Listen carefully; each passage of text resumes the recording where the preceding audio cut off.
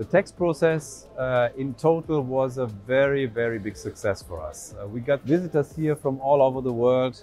We have a beautiful booth. I think this show also makes a real difference and shows that also the Dürkopp Adler Group is the most innovative group of textile machinery, sewing and welding technology because of our future concept. Yeah? This was something people appreciated very much.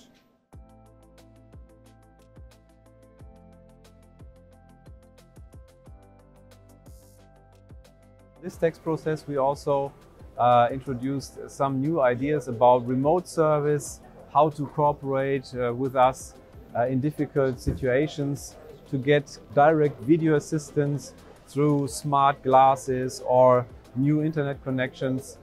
We will promote these kind of technologies more and more in the future.